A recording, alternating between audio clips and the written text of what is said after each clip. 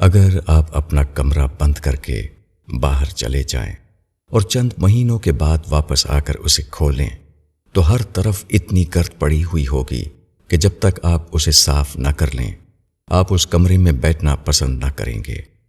تیز ہوا کے ساتھ جب گرد اٹھتی ہے تو آدمی سخت پریشان ہوتا ہے اور چاہتا ہے کہ کب یہ گرد کی آفت اس سے دور ہو جائے۔ لیکن گرد کیا ہے؟ یہ زمین کی اوپری سطح کی وہ زرخیز مٹی ہے جس سے ہر قسم کی سبزیاں، پھل اور غلے پیدا ہوتے ہیں۔ اگر زمین کی سطح پر یہ مٹی نہ ہو تو زمین پر زندگی گزارنا آدمی کے لیے ناممکن ہو جائے۔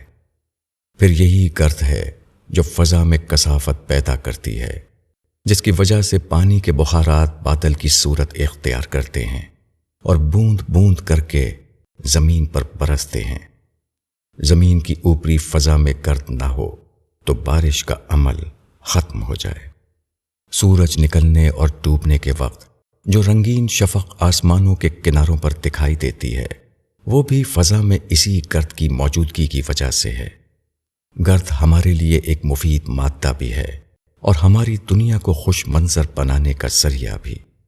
یہ ایک سادہ سی مثال ہے جس سے اندازہ ہوتا ہے کہ دنیا کی زندگی میں کس طرح خدا نے ناخوشگوار چیزوں کے ساتھ خوشگوار چیزیں رکھ دی ہیں۔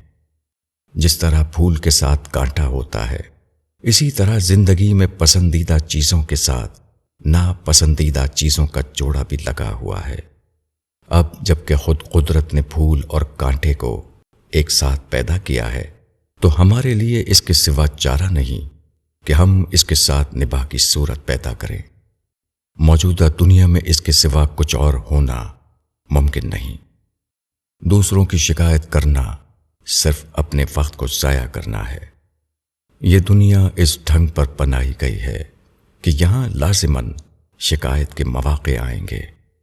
عقل مند آدمی کا کام یہ ہے کہ وہ اس کو بھول جائے، وہ شکایت کو نظر انداز کر کے اپنے مقصد کی طرف اپنا سفر جاری رکھے۔ مولانا وحید الدین خان۔